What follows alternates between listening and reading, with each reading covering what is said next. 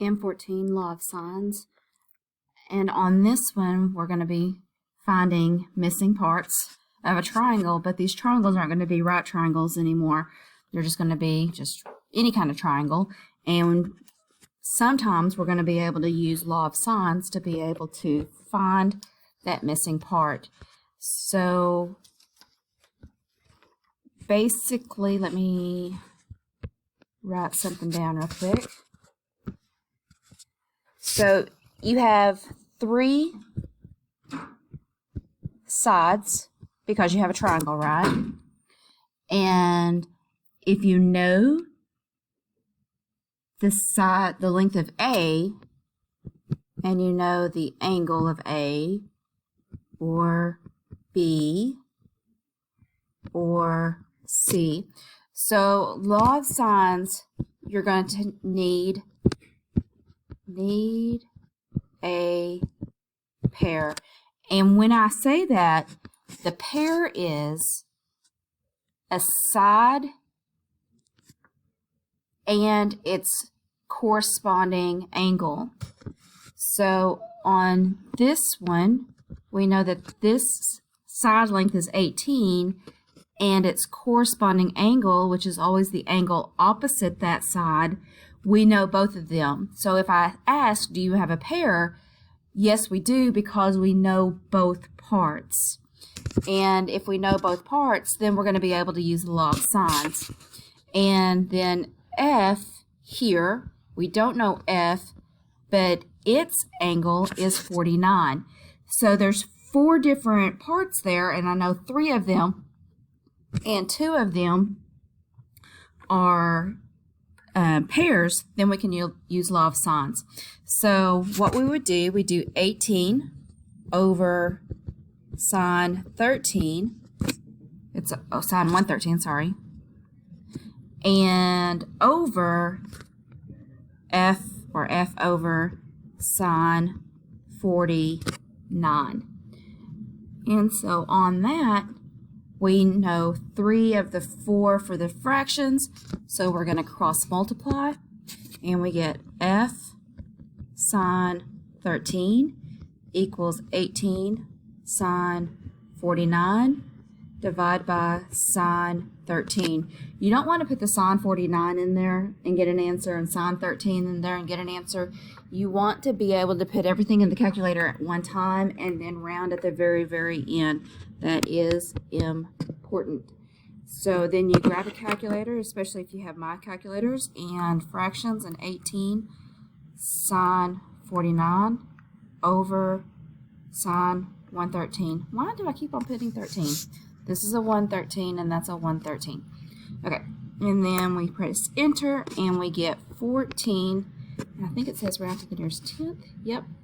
So round to the nearest tenth, and it's 0.757. So this 5 is going to change this 7 to an 8.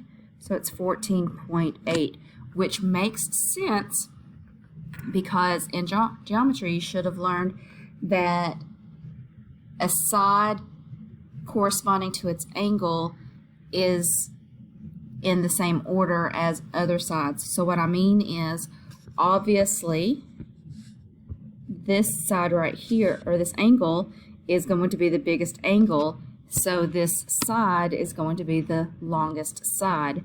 And so this one should be just a wee bit smaller than 18, and we got a side number that's smaller than 18, so we're probably right.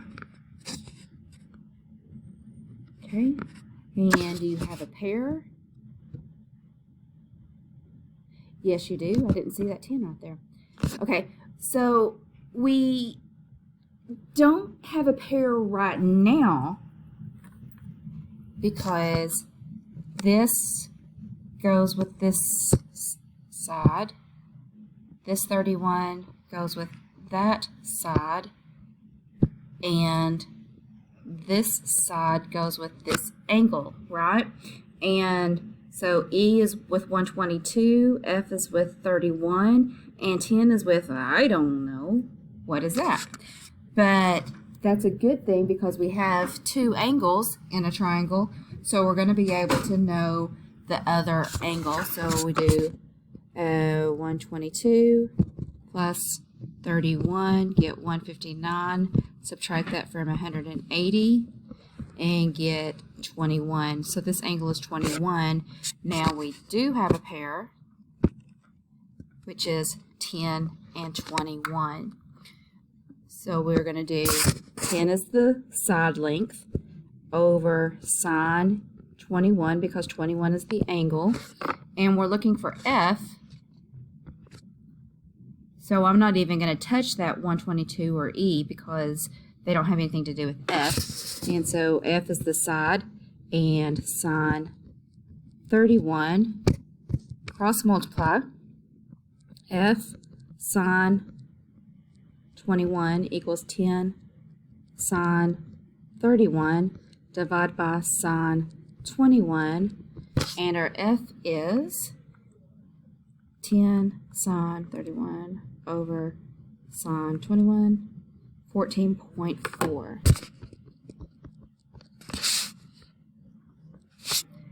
And I have seen law of sines on ACT questions, so it might help you later on whenever you take the ACT again.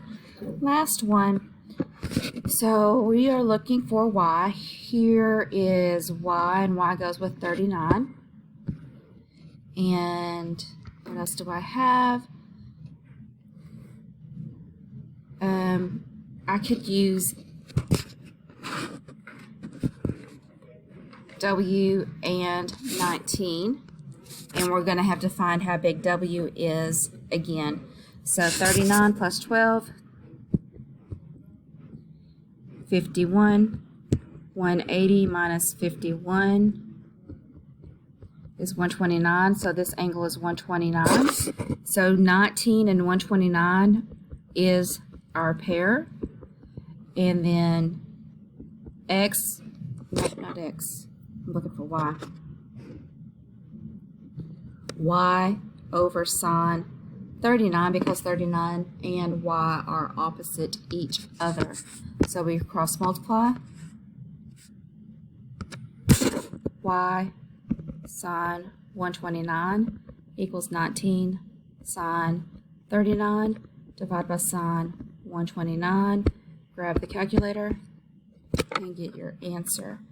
So 19 sine 39 over sine 129 equals 15.4.